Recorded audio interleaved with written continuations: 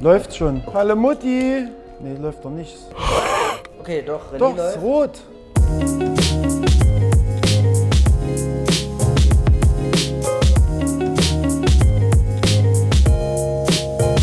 Ich habe heute das Glück, bei mir ist Dirk Uhlich. Achso, ich bin Dirk.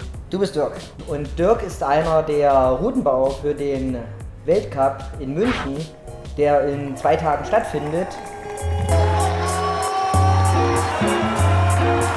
6 kurze Fragen, 6 schnelle Antworten. Wie jung bist du? Nicht mehr so jung, aber auch nicht alt. Seit wann kletterst du? Seit ich denken kann. Deine schwerste Route oder dein schwerster Boulder, den du geklettert bist? Ich habe schon viele schwarze geklettert und manchmal schaffe ich auch weiße. Am unteren Rand des Menschenmöglichen. Du bist auch Hallenbetreiber. Wo genau? Da. Da hinten. Jetzt hast du genau deinen Kopf davor. Na, hier. E4. Die Boulderhalle E4 in Nürnberg ist die. Was wärst du geworden, wenn es dich nicht in den Klettersport gezogen hätte? Wahrscheinlich Kfz-Mechaniker oder Feuerwehrmann. Oder Basketballspieler, bin ja relativ groß. Seit wann schraubst du denn Weltcups? Boah, also Weltcups, also seit 3 Jahren jetzt, das ist mein dritter, ja. Das war jetzt erstmal die schnelle Fragerunde und jetzt vielleicht ein bisschen detaillierter. Wie wird man denn Weltcup-Schrauber? Also nicht vom Däumchen drehen. Cool, man sieht die sogar. Cool. Ich weiß nicht, da rutscht man glaube ich rein. Also wenn man Bock hat, sowas zu machen und ein bisschen hartnäckig ist und sagt, ich will das unbedingt mal machen, dann kann man das glaube ich machen. Also setzt natürlich voraus, dass man irgendwie auch ein Faible dafür hat und so mit Herzblut Schrauber ist. Was bedeuten denn die ganzen Regeländerungen der letzten 2 Jahre?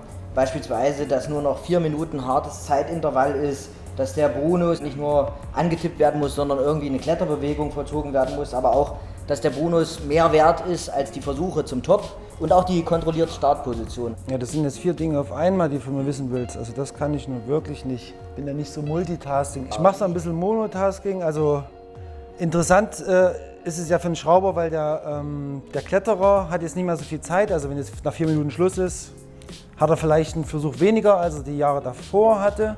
Dann, wenn der Bonus halt wichtiger ist als ein Flech, ne, da heißt es dann für uns als Schrauber, machst du den Bonus, also den Bonus zu erreichen, vielleicht ein bisschen schwerer, ne, weil der braucht den ja unbedingt, den Bonus, und ist halt weiter, ne, weil er halt hartnäckig war und nicht so fokussiert auf einen Flech. Das war halt früher der Plus für die Leute, die halt einen Boulder schnell gelesen haben. Die hatten da Vorteile, die haben jetzt eher ein bisschen Nachteile, sage ich mal. Und die Startposition hat sich da durch die kleine Regeländerung. Ja, die Kleine ist ja schon sehr entscheidend, weil das macht es uns halt ein bisschen leichter, wenn der Schiedsrichter sagt, so, ey, du musst jetzt mit beiden Händen an die Startgriffe und dann darfst du erst losklettern. Ne? Funktioniert vielleicht so, wie ich mir vorstelle, und dann kommt halt so ein Wettkampfkletterer und versucht uns halt auszutricksen, indem er halt meinetwegen am Start antippt und die Wand hochrennt und einfach die ganzen schweren Züge, die wir da stundenlang probiert haben, halt auslässt. Ja, ich will ja nicht überlegen, was kann er vielleicht noch machen, ich will ja wissen, was kann er. Also das soll ja irgendwie was klettern, was ich von ihm abverlangt. Ne? München steht vor der Tür, was erwartet uns und wer ist das Schrauberteam? Es wird gemunkelt, es wird eine neue Wettkampfwand in München geben, ein riesiges Starterfeld. Ja, was erwartet uns? Also ich glaube, ein verdammt spannendes Finale, weil bei den Männern ist es halt gerade so, wer den letzten Wettkampf gewinnt, der gewinnt den Weltcup, und bei den Mädels halt genauso.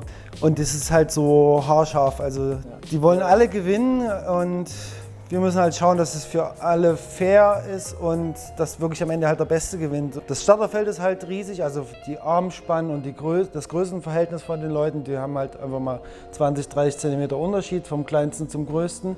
Und es muss halt am Ende fair sein und man testet halt, was kann der eine besonders gut, wo hat er halt Nachteile, so dass es halt irgendwie im Endeffekt für alle so ein bisschen fair ist. Wer steht denn als Routenbauer für München jetzt fest? Ja, also prinzipiell muss es immer ein internationales Team sein. Es ist der Robert Leistner vom Mandala und der Robert Lux vom Studio Block und halt ich vom E4 halt. Daniel Dutré wird halt als Franzose wieder da sein und ein Brite kommt noch dazu. Es wird eine neue Wand geben? Ja, nein? Vielleicht? Ja, mit 99%iger Sicherheit gibt es eine neue Wand, die uns die Arbeit auch, glaube ich, ein bisschen einfacher macht. Die wird keine Einschlaghülsen mehr drin haben. Das heißt, wir können jetzt jeden Griff an eine Stelle positionieren, wo wir ihn gern hätten und nicht, wo das Schraubenloch ist. Und die alte DAV-Wand hatte relativ viele 90 Grad Ecken. Das ist 90 Grad, 180. Bei 90 Grad Ecken kann man sich halt verzüglich festhalten, wenn man halt 9a, B, C klettert. Das macht uns die Sache einfacher, weil wir müssen jetzt nicht wieder überlegen, könnte der Boulderer jetzt nicht vielleicht doch die 2 Meter nach rechts springen, an die Kante greifen und dann wieder zurück. Früher musste man das die ganze Zeit mit schwarzem Tape abtapen, sieht scheiße aus und es gibt dadurch halt auch Fehlentscheidungen vom Schiedsrichter. Es ist für den Kletterer halt auch einfacher, der muss nicht gucken, wo ist schwarzes Tape, wo darf ich nicht hin. Der kann sich darauf konzentrieren, wo kann er denn hin, wo die Griffe halt sind. Ne? Und dann vielleicht eine Frage zum Weltcup letztes Jahr. Da hattest du noch dein Markenzeichen, deine langen Dreadlocks. Die sind dann ganz schnell abgekommen, noch quasi fast mit der Siegerehrung. Gab es da eine Wette? Was waren die Hintergründe? Ja, also Wetten tun wir ja ziemlich oft bei so einem Wettkampf auf die verschiedensten Dinge. Ich habe gesagt, ich fresse einen Besen, wenn ein Deutscher halt auf dem Podest steht dieses Jahr, oder schneiden wir die Haare ab. Ich habe mich dann fürs Haare abschneiden entschieden. Er hat an dem Tag eine krasse Leistung gebracht, obwohl er am Anfang halt, das sah halt nicht so aus beim ersten Boulder. Gegen Ende hat er halt wirklich alles rausgerissen, was irgendwie geht und hat verdient gewonnen und ich habe verdient eigentlich meine Haare verloren. Welche Wette wird es dieses Jahr geben oder macht man das dann spontan? Ja, genau, wir schauen einfach mal, was in der Woche so passiert. Aber es wird auf alle Fälle eine Veränderung geben, so obenrum.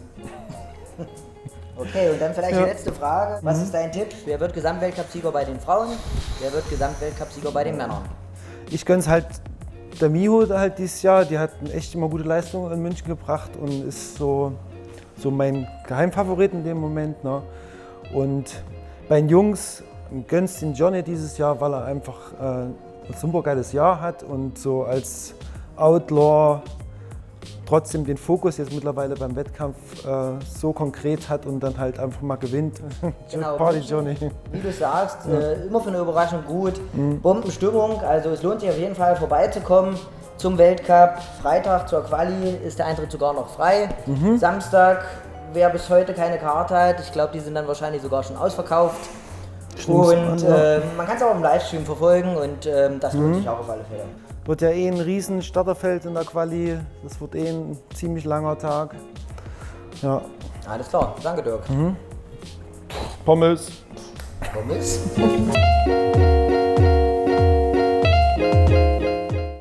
Keins, da Richtmikrofon.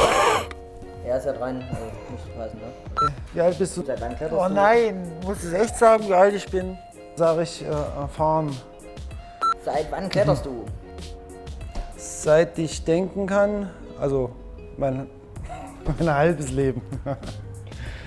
Sicherlich auch. Hier sage ich dann schwerste Route Boulder, sage ich schwarz und manchmal weiß schaffe ich. Genau. Womit würdest du deine Brötchen verdienen? Ich bin ja gerade Low Carb, Brötchen, mit denen kann ich gerade nichts viel anfangen. Aktuelles Projekt, Weltherrschaft, warte. Ist viel cooler. Ja, München steht vor der Tür. Machst du aber schöne Augen. Pommes. Pommes? Kartoffel? Pommes. Aha, wieder was gelernt. Ich hoffe, es war es nicht scharf, weil ich habe so Schweißperlen auf der Stirn.